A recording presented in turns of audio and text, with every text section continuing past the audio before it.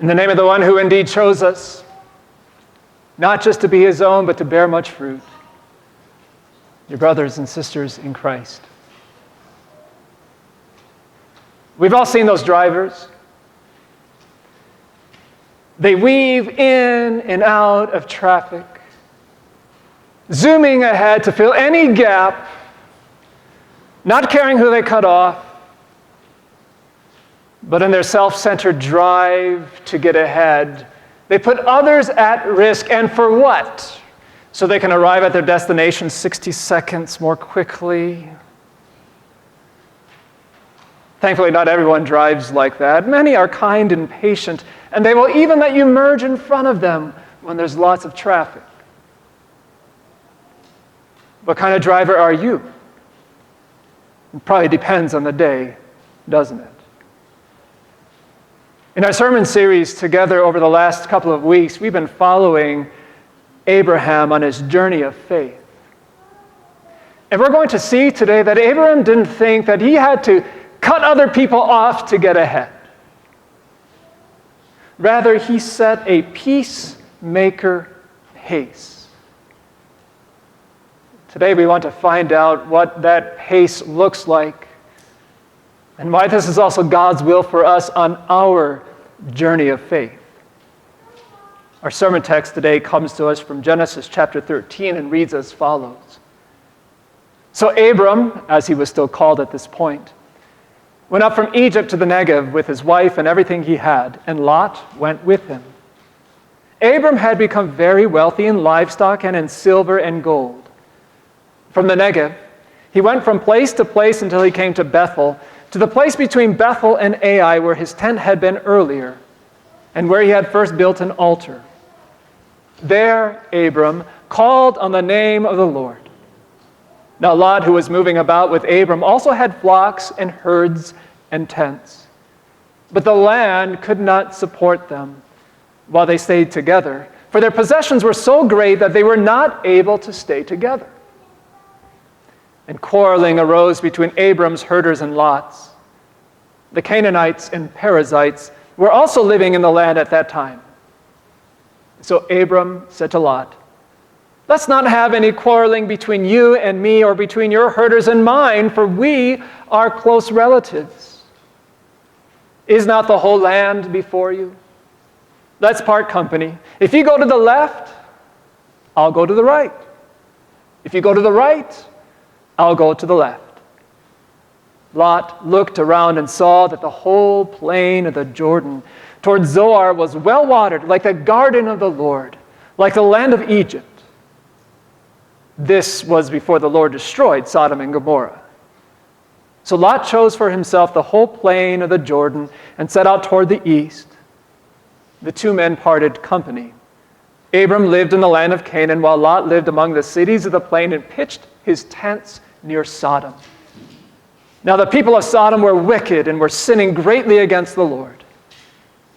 The Lord said to Abram, after Lot had parted from him, "Look around from where you are to the north and south, to the east and west. All the land that you see I will give to you and your offspring forever. I will make your offspring like the dust of the earth, so that if anyone could count the dust, then your offspring could be counted. Go, walk through the length and breadth of the land, for I am giving it to you." So Abram went to live near the great trees of Mamre at Hebron, where he pitched his tents. There he built an altar to the Lord. So far, our text. Do you remember what happened last week on our journey of faith with Abram? He ran into a bit of a speed bump when there was famine in the land of Canaan where he had been living. And because he didn't have any resources of his own, he decided to move down to Egypt where there was plenty of food. Now the trip in and of itself was not sinful, but last time we said how there is no record that Abram first consulted the Lord. It seems as if he just made up his mind and he went. After all, there was food down there in Egypt and there wasn't any food in Canaan. What was he supposed to do? But neither had Abram thought through the spiritual ramifications of that choice. As he and Sarai, his wife, neared the Egyptian border, Abram looked over at her and said, "Sarai, you're very beautiful. So beautiful that when the Egyptians find out that you're married to me, they're going to kill me so they can have you. Please, for my sake, can you tell everyone that you're my sister?" Sarai agreed to the lie. And indeed, when Pharaoh was introduced to her, he saw that she was very beautiful. And when he was told that this is Abram's sister, he took her for a wife. In exchange, he gave Abram money and servants and animals as if for a finder's fee. But what a mess Abram had landed himself in, because he had failed to first consult God and failed to trust in God's promises to be with him and to bless him no matter what. Thankfully, God himself intervened, bringing Abram and Sarai back together. When they left Egypt and returned to Canaan, Abram made a beeline for Bethel, where he had first pitched his tents when they arrived in Canaan, and there he had also built an altar and called on the name of the Lord. Well, he rebuilt that altar and called on God's name again, as if to rededicate himself to the God who had never left his side, to give a witness to his own household and to the people around him. "I have sinned, but my God is great, and he has continued to bless me." Brothers and sisters, don't we also have a daily need to go back to the altar? But not to an altar that we have made. This altar has been designed by God. And on top of the altar, he placed his own Son as if a lid to smother the fires of hell. Just like when you're done with grilling on your Weber grill, you take the lid, you close up all the vents, and you put the lid on, and in time the fire goes out. And indeed, every time we approach this altar, we come to the cross, we find forgiveness. Because God's attitude towards us does not depend on our obedience to him. It depends on the promises that he has made to us. We saw how that was demonstrated in the life of Abram, because when he returned from Egypt, he came back wealthier than when he had left. Does that make any sense? He had ignored God's promises. He had put his wife in a difficult situation. Yet in spite of that sin, God still blessed him. What did we call that last week? Grace. It's getting the opposite of what you deserve. You and I have not received the riches of ancient Egypt, but through faith in Jesus, we have received the riches of forgiveness, and that connects us to the promise of eternal life. This is what we find every time we come back to the altar of the cross. Bolstered by that grace, Abram was now determined to live his life in such a way that it gave honor to God. And I'm happy to report that in our text today, he did a pretty good job of that.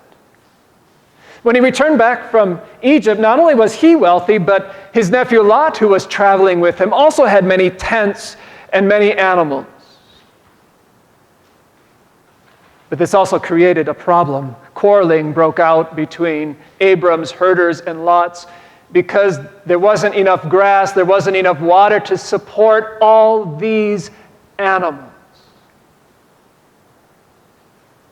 Now, before we talk about how Abram dealt with the problem, I just want to make this point. This is another speed bump now that Abram has run into. But interestingly enough, this speed bump was not caused by lack. It wasn't a famine. It's just the opposite. The speed bump is wealth. Because of all the stuff Abram and Lot had, it created problems. Fellow Christians, I don't know about you, but so often I have thought, if I just had more money in the bank account, or if I just had a bigger house or a better car, then a lot of my worries and concerns and the problems that I deal with day to day would disappear. Well, here's an example that tells us that's not so. Because with increased riches come increased responsibilities. There are more things to take care of. And there may be more people who want what you have. Don't make it your life's goal to become rich in possessions as if that's the answer to everything. God knows your needs. He's given to you what you need right now, and if you lack anything, He will provide that in His way and in His time. Rather work at becoming rich in faith, so that your connection to those promises God has made is indeed secure. So how was it that Abram dealt with this speed bump of wealth? Well, it would have been easy for Abram to conclude, well, I'm the elder here, and I'm the one to whom God has made all those awesome promises, so Lot, you can get lost. You go find your own land, you take your family, your cattle, and everything, and just go away. Rather, this is what our text records. Abram saying, let's not have any quarreling between you and me, or between your herders and mine, for we are close relatives. Is not the whole land before you? Let's part company. If you go to the left, I'll go to the right. If you go to the right, I'll go to the left. This was a generous offer that was born out of a heart of faith. Abram was now trusting in the Lord and those promises. I will bless you. Abram did not think that it was necessary to cut Lot off to get ahead. Rather, he set a peacemaker pace, letting God continue to be with him and giving Lot first choice. What about you, fellow believers? Are you setting a peacemaker pace on your journey of faith? If I were to interview your family members, your coworkers, your classmates, would they say that you are in the habit of putting other people first? That you're not always standing up for your rights and what you think you have coming to you, but because you have trust in a God who has promised to be with you. Like Abram, you say, no, go ahead, you go first. I'll be okay. Yeah, but Pastor, how can we do that? We don't have the same promises that Abram had.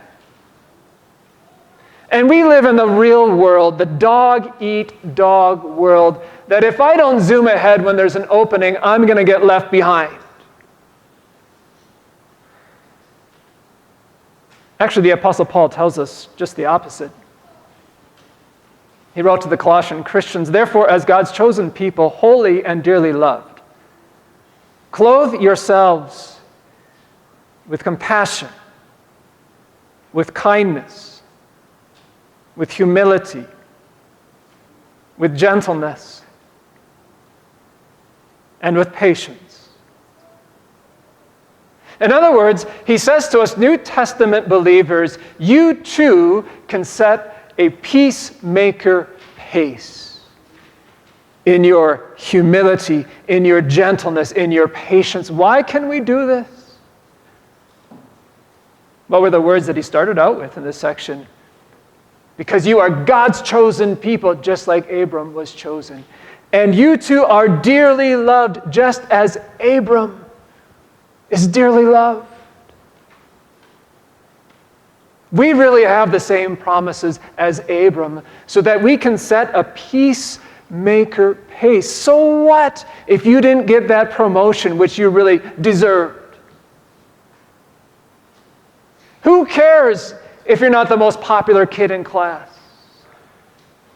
And what of it if you've had to take the garbage out 2 days in a row now?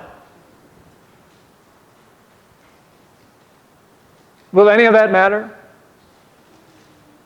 When you're basking in the glories of heaven? It won't. You have God's love. You have His promise to provide. And that equips you to set this peacemaker pace, to say to your neighbor, to your spouse, to your siblings, to your classmates, you go first.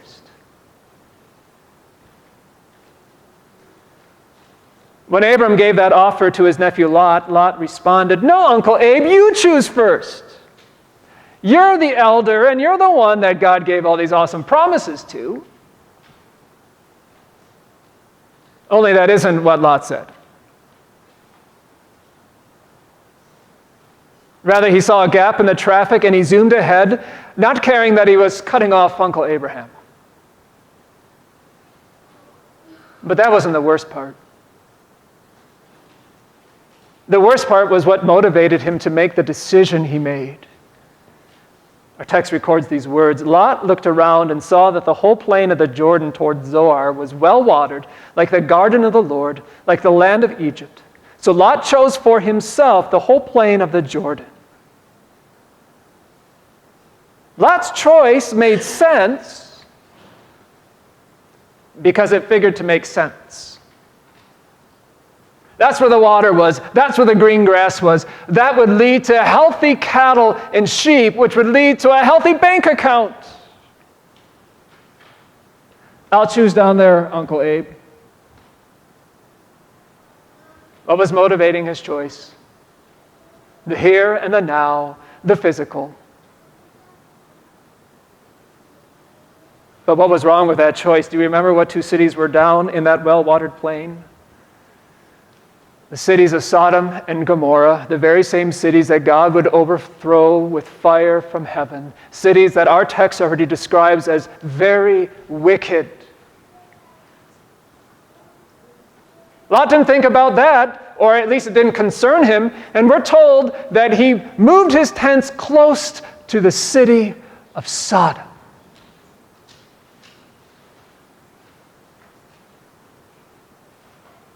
What were the consequences? Well, in a subsequent sermon, we're going to find out what happened to Lot, what happened to his wife, what happened to his daughters, his sons-in-laws. How about you, fellow believers? What drives the choices that you make? Have you perhaps set your tent closer to Sodom than you ought? Is what driving your decisions is just how much money I can make from this, or what is most comfortable for me, or what is going to make me most popular? But what's the risk? What are the consequences? Like a driver weaving in and out of traffic puts himself and others at risk. When we play fast and loose with our faith, we're easier pickings for Satan. There's a better way to live. And Abram demonstrates that better way as he sets a peacemaker pace, as he puts the spiritual in front of the physical. When Abram said goodbye to Lot, I wonder if he didn't turn around and look at the land that was left to him. Probably looked a lot like Arizona. Brown, devoid of water. Had he just made a big mistake? What was he thinking, giving his nephew first choice? What would become of him and his household and all of his possessions? It was at that moment that the Lord appeared to him. And I love that encounter. Because the way that God appeared and the things that he said to Abram is the way in which he appears to believers today.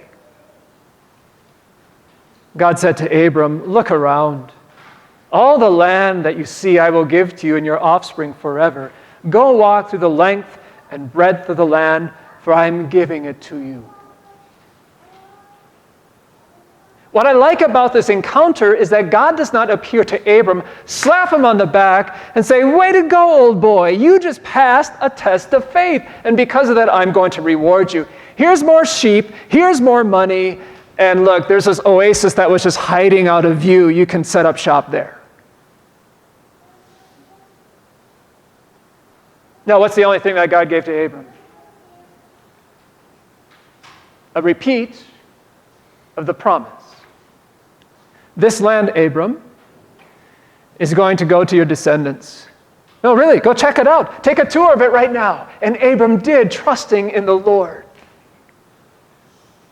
Is this not how God deals with us? I mean, what is it that you get out of Sunday morning worship? It's not like I stand at the door handing out gift cards to Walmart to thank you for coming. I don't wave my hand over you as you leave, performing faith healings so that you leave healthier than when you arrive. I don't have a magic wand given to me by God with which I can fix your family problems. What do you get? Nothing but a repeat of the promise that was made to you at your baptism. You are dearly loved. You are my chosen people.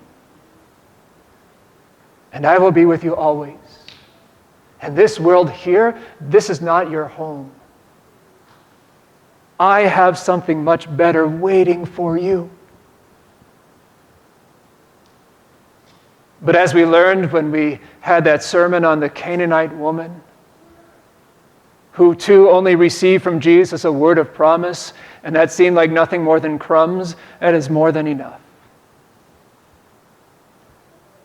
Because it is with that word of promise that God fills us with peace. And one day those promises will translate into tangible blessings, heaven.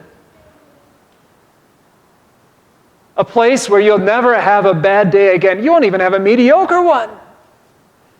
But you will be basking in the glories of God forever.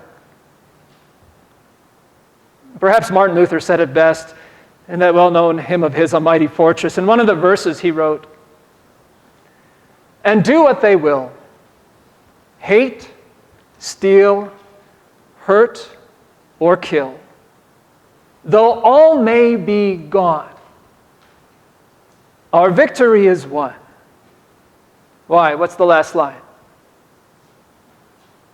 The kingdom's ours forever. Abram knew and believed this. The kingdom of heaven, not a patch of grass in Canaan. The kingdom of heaven was his. Of course, he could afford to set a peacemaker pace. He lived to honor God by serving the people around him, even if that meant serving an ungrateful nephew. And the same is true for you. The kingdom of heaven is yours. Not property in Flagstaff. Not a house down in Phoenix. Not a getaway mountain chalet in Colorado. The kingdom of heaven. And as we learned last Sunday in Bible class, the kingdom of heaven doesn't just mean that place where we will be in glory with God forever. It also means God's ruling activity right now. God is with you right now, giving you what you lack, working everything out for your eternal good. And that leaves us free to do what on our journey of faith? Set a peacemaker pace for the sake of Jesus. Amen.